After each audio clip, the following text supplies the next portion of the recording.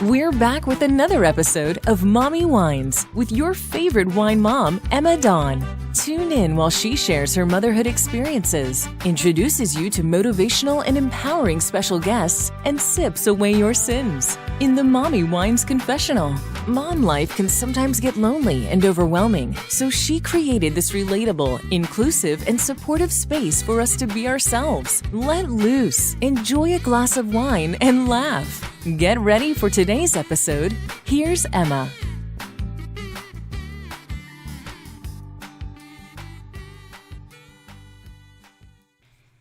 Hey wine moms, I am proud to say and celebrate that One Hope Wines has reached over $6 million in donations. One Hope's award-winning wines are made by some of the most acclaimed winemakers in the industry. Blending traditional winemaking methods with modern techniques, each exquisite bottle becomes a catalyst for change. One Hope's commitment to high-quality wine is just as important as their commitment to the causes they support. Through the sale of every bottle, One Hope has donated over $6 million to impactful causes around the world. They have built a school in Guatemala, funded over 19,000 days of clinical trials for breast cancer research, planted an entire forest in Indonesia, provided over 3 million meals for children in need, and found over 80,000 pets forever homes. If you're going to sip, then sip with purpose. onehopewines.com/myshop/mommywines. And if you have a cause that you would like to support, send me a message on Instagram. I would love to host a wine fundraiser with you. Check out the link in the show notes below. I'm super excited to have you on the show today. Me too. Thanks. I'm happy to be here. Oh, awesome. Well, I noticed on Instagram that you are a certified wine educator, and you even hold your own educational workshops. I am an educator. It's what I do, but I actually have the WSET diploma in wine and spirits, which is it's a because I have the one in wine and spirits. It was a 3-year degree, basically, right? So it's a little bit more intense than CWE, because you also had to take the previous qualifications. So in order to take that one. And then I've been in the Master Wine program. I was in that for 2 years. But I had to come out of it in 2018. So, and I was going to go back in this year, but COVID had other plans for me. So, oh, yeah. Well, I'm sorry to hear that. I know it's been such a bummer. I wish it would just go away. Yeah, me too. But I've been watching some of your IGTVs, and it looks like you are, utilizing Instagram to, educate people on wines from all over the world. What kind of got you into wine in the first place? Let's do a little background. Sure. I used to be a singer-songwriter. That's what I did for years. And I came off the road in 2006. And I was invited by a writing colleague of mine. He was managing a store. And he said, I knew I was either going to go back to school or do something. And I didn't want to be 50 sleeping on somebody's couch. So he said, why don't you come work? You know enough about wine to be dangerous. Why don't you come and work in the store? And I'm like, I can't go work retail. And to me, it was like, oh yeah, I'm going to get paid $6 an hour. I don't think so. So anyway, it turned out that it wasn't $6 an hour. And it was much more than that. And, I just thought, well, I'll go do this until I figure out, and just try to get an idea of what I want to do. And within 2 weeks, I was like, oh my God, I love this. I don't know anything. And so, and then once I found out there was an academic program to study that was international, because the WSET is an international program where for example, the Certified Wine Educator, which is a great program, but that's an American program.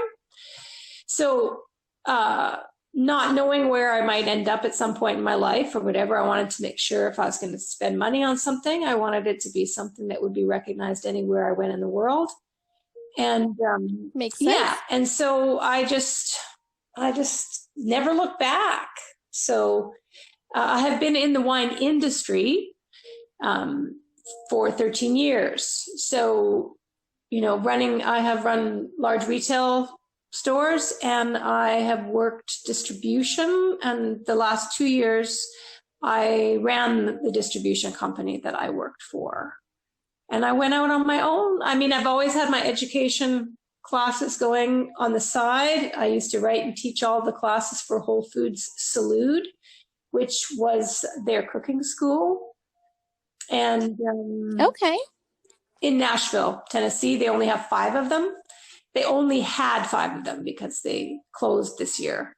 But yeah, I did that all the time. And then I just always knew that I wanted to go out and consult and do my own thing and teach.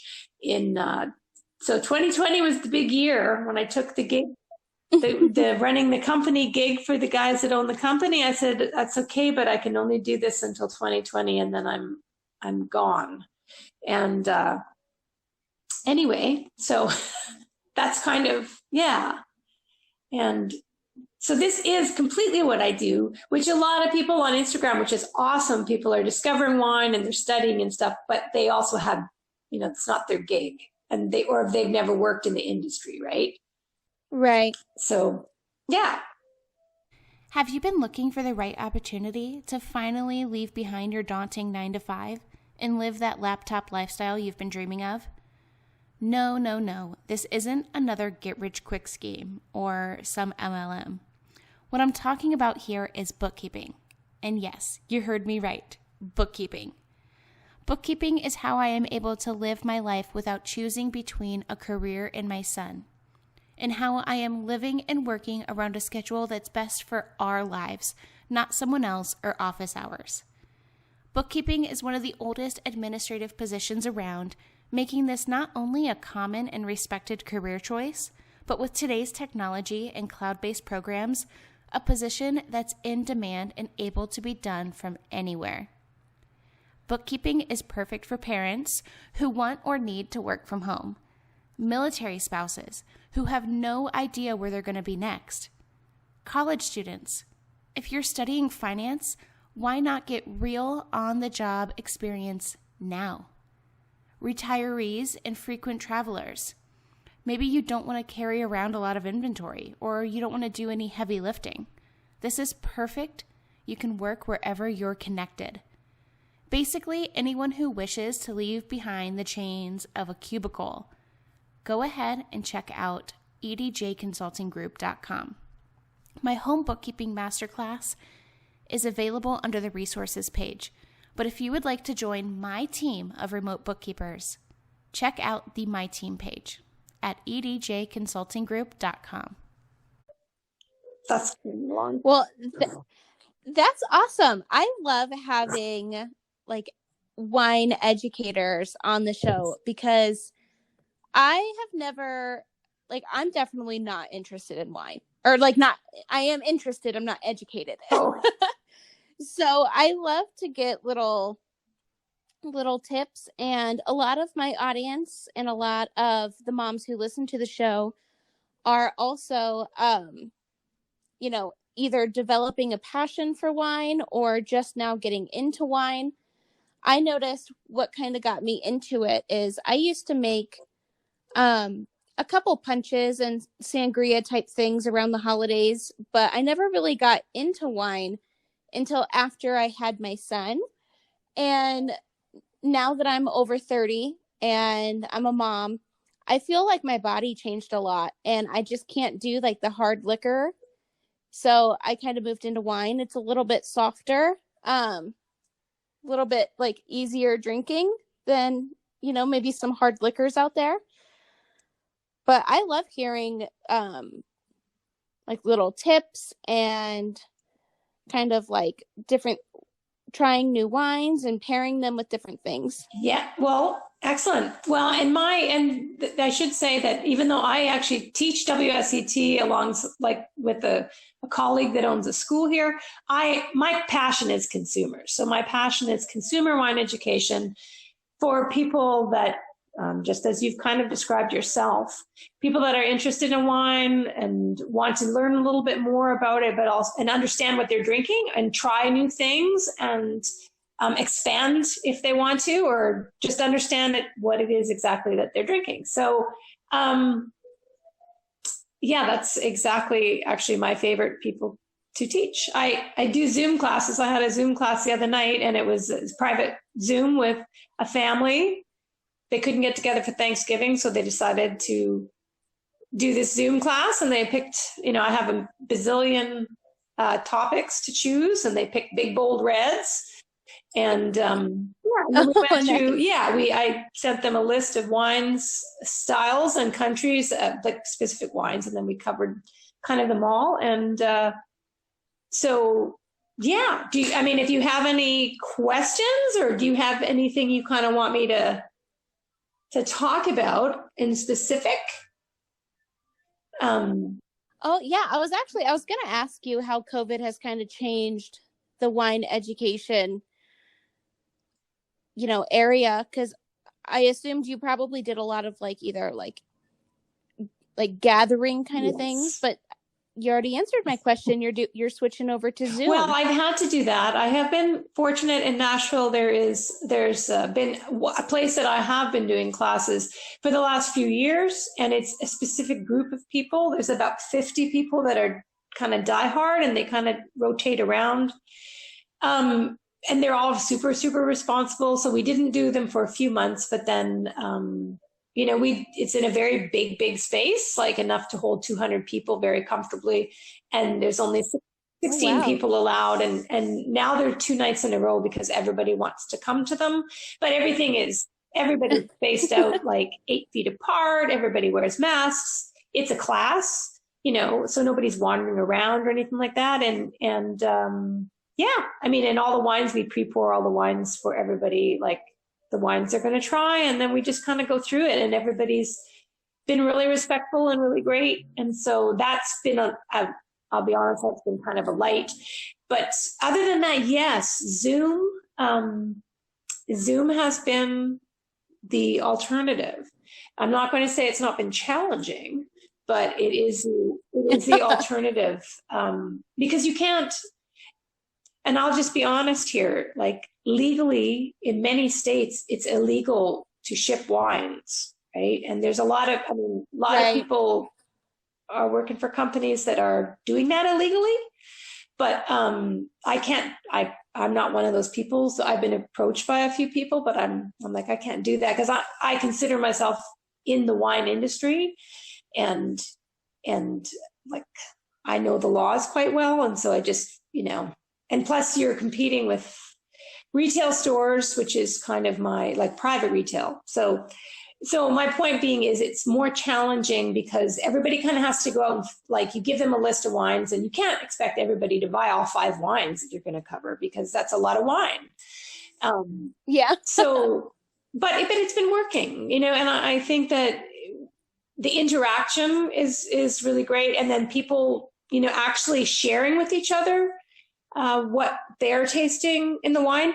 If we can get the same wine, it's really great. Like I try to do that, but with the market being so diverse in all the different states, if people are coming together from across the country in different states, then sometimes they have most times they have different products that they have in. So, because I always try to also, never choose anything that's in a grocery store, because I try to focus on smaller products. That doesn't mean expensive. That just means something that you might not normally seek out all the time, because you might not know what it is by the label, or, you've just never had the opportunity to try it before. Okay, I have to tell you a secret. Coffee is literally one of my food groups. Having my son home with me all year, expanding my practice EDJ consulting group, relaunching my super fun and spooky podcast, Tales After Dark, and running our eco-friendly pet shop, The Fetching Barker, it's honestly what keeps me moving and retaining the little bit of sanity I have left. Coffee over cardio is my go-to lifesaver. It's owned and operated by female entrepreneur Abby Scott, and it's all carb-free, sugar-free, keto-friendly, and gluten-free. Like, seriously? It's totally guilt-free. With super fun flavors like birthday cake, cinnamon bun, French toast, vanilla hazelnut, my favorite, and so many more, you can't go wrong. Coffee over cardio even has all your coffee accessories like tumblers, frothers, creamers, and my must-have hydrate that you can add to coffee or water, upping the flavor and the hydration with electrolytes. Abby is seriously a genius. Get 10% off when you use code 10EMMADAWN and free shipping on orders over $85. Once again, that's code 10EMMADAWN. The link is in the show notes below. So Zoom is it. I like little gatherings like that. I like trying new things and getting out there. I do get the wine laws though. In order for me to expand my podcast and stop turning down offers, I actually had to move out of the state of Utah and come back over here to Nevada. Okay. Just because I was turning away like sponsorships and work and, opportunities. And I'm like, I can't do that anymore. So I left Utah this year to come back over here to Nevada. Okay. I'm still not that far. I'm 3 hours away. I just needed to cross the border to get the wine. Oh yeah. But yeah, I love, especially like smaller wineries. That's something I was really hoping to get into this year. Unfortunately, obviously COVID happened. My son is 4 and he is absolutely obsessed with trains. And where we are, there is an Amtrak that goes straight into Napa Valley's wine country. Cool. So I was like, okay, well, there's, you get your train, I get my wine, and then we can just hit the train back after the weekend and come home. Oh, that's awesome. There's always next year. Yes, we are keeping our fingers crossed for next year. Yeah. But I have heard, actually, I feel like I've had quite a few Nashville guests just recently. Oh, really? So, yes, I had Style with a Sip. She's down in Nashville. I had my best friend and my business partner who's in Murfreesboro, which is where I might be moving to sooner or later. And who else was in Nashville? There was another guest I had on recently that was in Nashville. But what is the wine scene down there? Are there wineries in the state of Tennessee? Are there a lot of local wines to Nashville? Not particularly. I mean, I'm not going to say, there's not local wineries. There are local wineries. This isn't a place, this isn't a state that really grows vitis vinifera, right? So like Cabernet and those kind of grape varieties that most people are used to drinking are not grown here. I worked for City Winery for 3 years in the winery when they opened a location here in 2015. And so I was the assistant to the winemaker, like not the assistant winemaker, but the assistant to the winemaker. And so I worked for 3 years, part-time, full-time during harvest. And so what they did at the time, they don't do that anymore. But we used to haul like hand harvested grapes from California, Oregon, and Washington across the country in like a 37-degree, refrigerated truck. And then we would process them all here. We would destem and sort and make wine. And so that was really interesting. So an urban winery, basically, making like real wine that you would, just as good as anything you're getting out of California that is not super expensive. considering it was trucked across the country, but most of it came here in pretty darn good shape, right? Yeah, I'm actually surprisingly familiar with that process. Years ago, I used to work for a logistics company, and in my department, we did a lot of refrigerated trucking. And we would get loads all the time of like produce coming out of Napa Valley. And then when I was living in Utah, Utah is basically like a barren desert. No matter where you are, north or south, it's either like rocks and heat, or it's like mountainous and cold. But there's also, even when I was living in Salt Lake, there's still a couple, like you said, urban wineries in the area, and they would do the same thing. They would bring their grapes down from Oregon and California and kind of process everything there in Salt Lake. Yeah, it's not, I mean, it isn't, it's interesting because it's not as uncommon as you think it is. And of course, you being in Utah, it's a lot closer to wine country than it is all the way out here.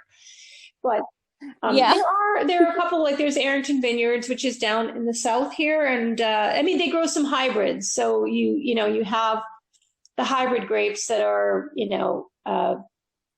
basically the two different, like, or maybe even three different actual species. Vitis vinifera with, Labrusco, that's American species, with the European species. And they cross those, so they're hybrid. And it's basically so that they are able to grow in this climate. Or, you do have people making muscadine or scuppernong or things like that. There is a little bit of Norton here, which is they call Cynthiana. I'm not sure if you're familiar with Norton, but I am not. It's an American, species, and it's more known though in like Virginia and those areas. So, and it's actually one of the American species that the rest of the wine world would say, this isn't too bad. I know it sounds terrible, but I mean, this isn't terrible. Well, it's obviously it evolved here to go with the climate and the soil and all the rest of it, right?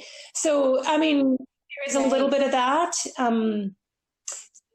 As far as that goes, I know some people that actually grow some different hybrids and stuff like that. They're just making some wine, which is kind of fun. So it's, for me, after with my studying, because there's lots of science involved, it's quite fascinating. That's all very fascinating, but we don't really have any super serious wineries, I guess you could say, around here. Not at the moment. So. The Fetching Barker is owned and operated by Milo, my 4-year-old son, an inspiration behind all that I do, Zeppelin, our rescue ESA Golden Doodle, and myself, your wacky and adventurous wine-sipping podcast host. Shop the most fetching and eco-friendly, natural, and handcrafted dog supplies. The Fetching Barker has everything your pup needs and so much more. From toys to travel essentials, a wide line of CBD and hemp products, snacks and treats, and so much more. Shop your favorite brands like Pet Head, Becco Pets, Papilla, Pendleton Pet, or find new brands that I'm sure you're going to love. Visit thefetchingbarker.com and feel good that a portion of all profits go to support global conservation efforts. That's thefetchingbarker.com. So, as a professional in the wine industry, I love smooth, white, simple drinking kind of wines. But as a professional, what are your kind of favorite wines and favorite regions? Well, I'll be honest with you. I get asked this question every time I teach. This is so funny. And I don't really have a specific wine. If you said to me, Billie, you can only drink from 2 countries the rest of your life, then that would be a question I could answer at this point. At this moment in my life, it would be France and Italy, simply because they, have so many, Italy especially has so many different vitis vinifera, like so many different wine, varieties of vitis vinifera, and they just make so many different wines that you could never get bored. And I'm a person that I either have a wine that I want to drink and decide what I'm going to eat with it, or I know what I'm making for dinner and then I choose the wine, because I pretty much mostly only drink wine when I eat. So, yeah. I always drink it after I eat. Yeah, it's very American. It really is. It's not something that evolved. We didn't evolve with wine the same way that Europe did, right? So we're just, it's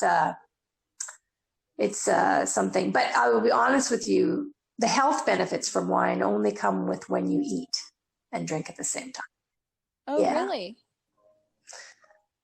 See, I did not know that. I'm learning something. Yeah, there's a process that goes on in your gut, and with resveratrol, which is an antioxidant, and it only works when other things in your stomach are oxidized at the same time. So it only is present in that form when there is other things in your stomach that is fighting with everything. So, but if you're just drinking wine, alcohol in general, like a glass a day, is good for your heart, good for all sorts of different things, right? But so you're kind of getting that benefit, but you're not getting that benefit for a lot of people that drink red wine for resveratrol, those antioxidant purposes. You're not getting those health benefits unless you are consuming wine at the same time you are eating.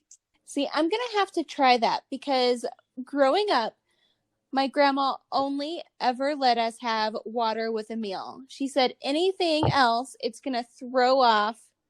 Like, you can't have like a soda in a meal, or like she wouldn't like, or milk or juice.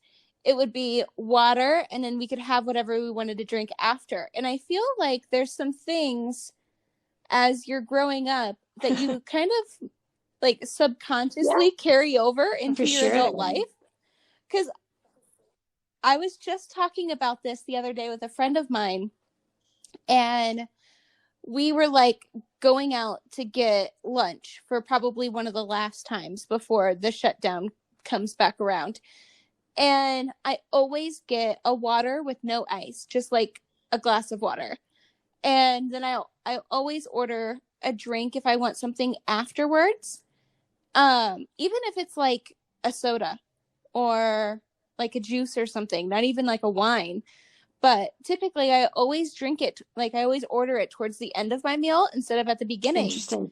And she kind of like was like, well, like, why do you do that? And I was like, I don't know. I don't know why. Well, so I have a question for you then. This was your grandmother, right? So when you were a kid, did you drink tons of water? I did. I've always. Okay. Well, I love water too. That's what I drink. I don't drink juice or soda or anything else. I drink water, wine, and coffee. But those, I was going to say, like, I'm probably I'm going to guess part of the reason you're a mom, you know this, part of the reason your grandmother did that, because if you had a soda or some juice or something with it, then you would just haul that down and then not eat your food. And it fill up your stomach. Oh, probably. So makes sense. So that then if, water is, not generally as appealing to drink hordes of, well, you know what I mean? Like, but with wine, I totally get what you're saying. With wine is a food. And, it's the only agricultural, truly, if you took a bowl of grapes and you threw it on the counter and you left it sit there for a long time, eventually it will turn into wine. It might not be very good or whatever, but you can't throw a bowl of barley on the counter and ignore it, it's not going to turn into beer and it's not going to turn into whiskey. Do you know what I mean? That requires the hand of man. Yeah. So does actually making wine in many ways, just to be good. But it's a natural product. I'm just saying. So it naturally ferments on its own without any help. And so if you think about that and you think about it as a fermented product versus, soda or juice or water in your stomach at the same time, it has more of a, almost like an affiliation, right? Because it's it just in and of itself, the very act of it, because it's fermented, is right. I mean, all the fermented foods we're supposed to be eating, like kimchi and all those things, it really works really well with food. So you can just consider it just like having beans on your plate. It's way better than maybe. Yeah, just way better. Or something that you can imagine that you don't like or that you love or something. I don't know. But I'm definitely going to have to try it because, I don't want to waste all the benefits. Well, I mean, everybody can drink things the way they want to. Obviously, you can do whatever you want. But it is pretty amazing, too. And you get a really great food and wine pairing as well. So, I mean, it's kind of like, this is why people do this. So. Are you a fan of the Mommy Wines podcast? Well, of course you are, or you wouldn't be hearing this right now. One of the best ways to support the show you love, besides obviously tuning in every Wine Wednesday for new episodes, is shopping the Mommy Wines merch store on teespring.com. This is where you'll find all of the Mommy Wines branded goodness, mugs to hold your coffee over cardio morning Java, iPhone and Samsung cases, premium ultra soft hoodies perfect for upcoming cooler months, and of course flowy tees and tanks flattering on every mommy out there. Go shop the Mommy Wine storefront on teespring.com and make sure to use code WINEMOM for free shipping. So one thing I was curious about is I see that you share a lot of wine on your Instagram, but in the past month or so, what has been 2 wines that you've tried and absolutely loved? Oh, wow. You do this to me. My goodness. Can I go through my Instagram feed? I'm just kidding. There's just so, I'm going to tell you that, and I haven't put it on my Instagram feed yet. It's to come. I had a Baga, which is a grape variety, and from Barreira in Portugal region. It's a red. It's okay. So beautiful and lovely and so good. I'm really into food wines, right? So there's just so many that I've had that I really, really absolutely love. I love champagne. So, but I will also say maybe wines that have surprised me a bit. I've had some wine recently.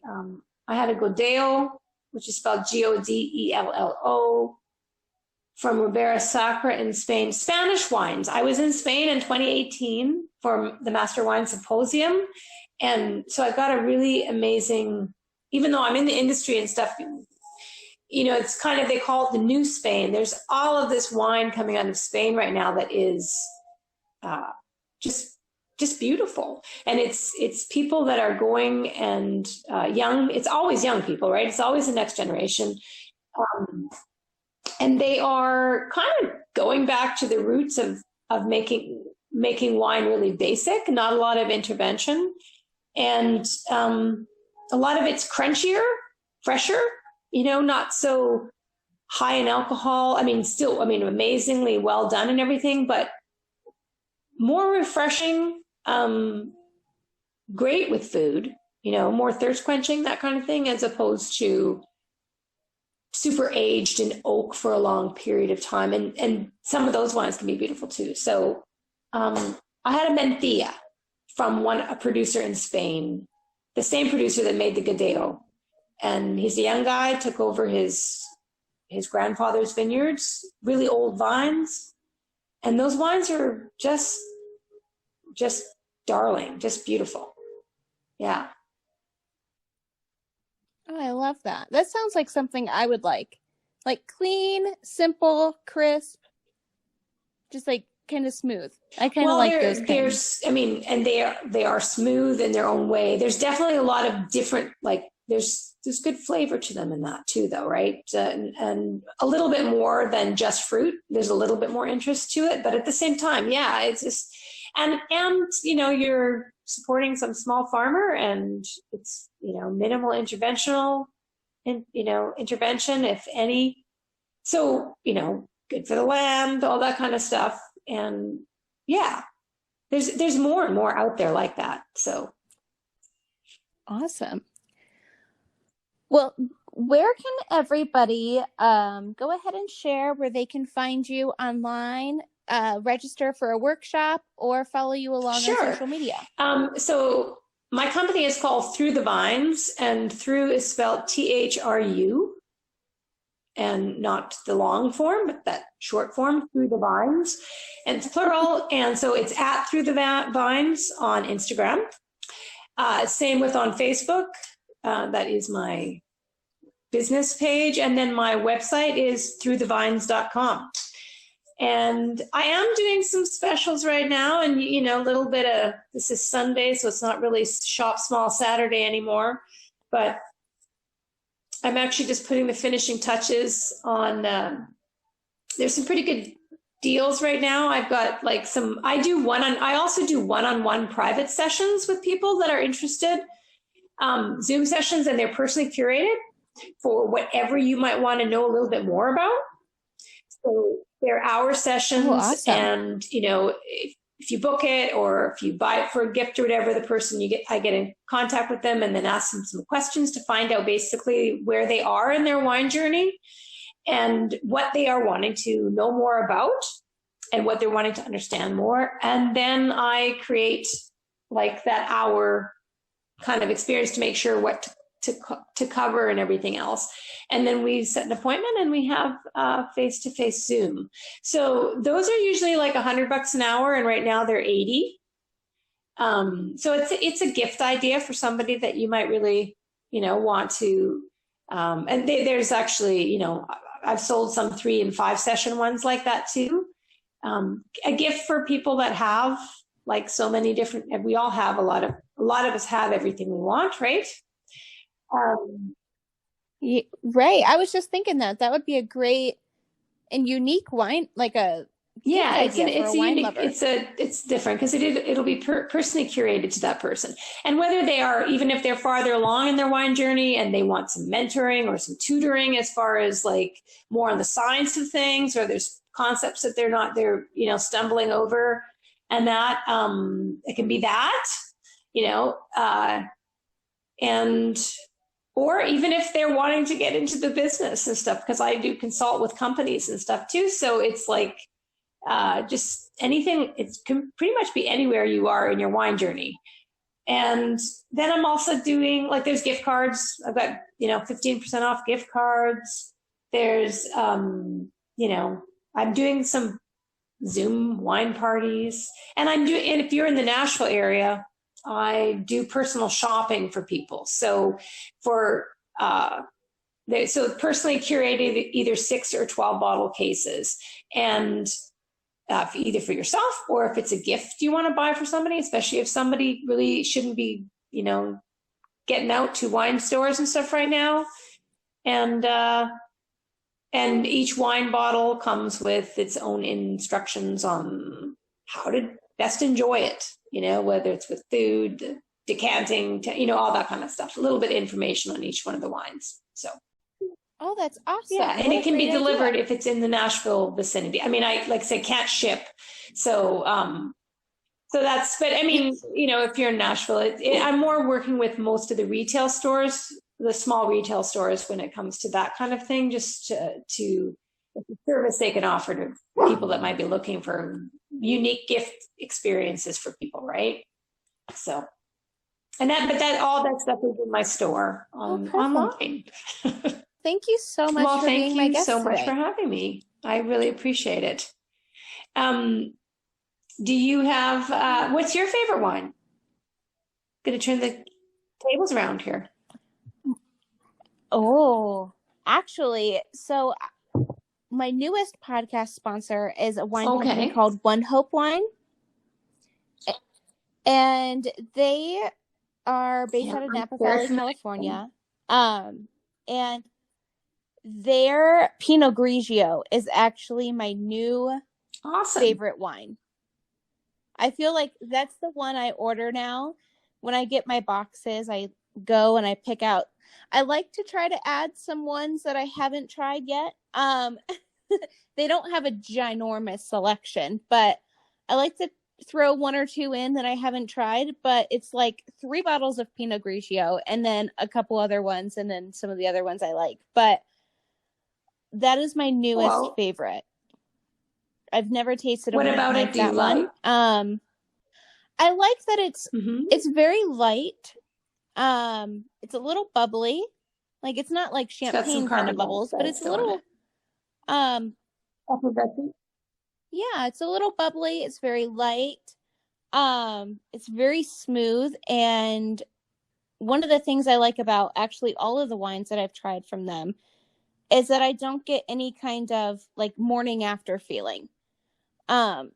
So I don't know if they kind of create their wines in a maybe a more like natural way or what, but I have used the pure wine wands before. When drinking a wine, I was like, oh, okay, this kind of has a funky taste. I'll put the pure wine wand in to kind of purify it, and then it's fine after that. But these ones, like, I don't get any kind of like hangover, even if I drink the whole bottle. No kind of funky feeling. So that's one of the big things I like about it, because I do like wine and I like to enjoy wine and relax at the end of the night. But I also have a 4-year-old running around, so I don't want something that's like too heavy to where I'm going to be feeling groggy the next Yes, day. well, I'm sure that is probably one of the lighter alcohol wines too that they make. So that will definitely also help you not feel too groggy the next day. It's the lower alcohol, right? Yeah, I think because I've had, and I normally don't like reds at all. I've tried a couple in the past that I didn't hate, but it's not like something I would reach for on the shelf again. But I tried their Pinot Noir, which I actually loved, and their red blend that I didn't think was too bad. And yeah, I kind of had like, it was kind of all like a overall very similar feeling. Not too heavy, no, no hangover to report the next day. Oh, that's the most important thing. So, do you ever shop at a wine store? Do you ever go to wine stores? I do. I have to go. There's one kind of in town, but I normally have to go to another town to Okay. get to like an actual wine store. I'm Okay. kind of up here in cowboy country. No, Up it's here in okay. northern Nevada. Yeah. So there's I was just going to say, we're kind of limited on options, oh, but I that's can good. ship here. I was going to say, So if you that's walk into a store sometime, you should try maybe a Vino Verde from Portugal. Yeah, just describing what okay. you like. You know, it is light and crisp and easy to drink, and just another option, and not too high in alcohol, and they're from Portugal, so that might be something. Yeah. Oh, I like that. I've had, when I was working with nakedwines.com, they have wines from independent winemakers all over the world. And there were some wines that I tried from like Portugal, Chile, Brazil. I was like very surprised. I kind of like the southern. Yeah, well, it makes sense wines. because when you go, the further south you go, the warmer the temperature and the riper the fruit to some degree, and so they're more fruity for sure. They're easier to drink, right? Easier, riper fruit flavors to some extent. The Vino Verde is like green wine. That's what it means literally, but it just means because it's meant to be drank fresh and young. And but it just, when you described how you find the One Hope Pinot Grigio, a lot of those wines are kind of right down that alley too. So, and if you were, Naked Wine, I know they have some Portuguese wines on there. They probably have Vino Verde. I'm pretty positive they did have Vino Verde. But, yeah. Thank you for listening to this episode of the Mommy Wines podcast. Make sure to leave a rating and review. To support the show you love, check out the exclusive branded merchandise on themommywines.com. For extra sassy, honest, and potentially controversial content, make sure to join me over on the Mommy Wines Patreon. Also, don't forget to check out the other shows on the MW Network. If you love scary stories and true crime, you'll love Tales After Dark. More shows are coming soon, so make sure to stay connected on social at Mommy Wines Podcast. And until next Wine Wednesday, mamas, parent and drink responsibly.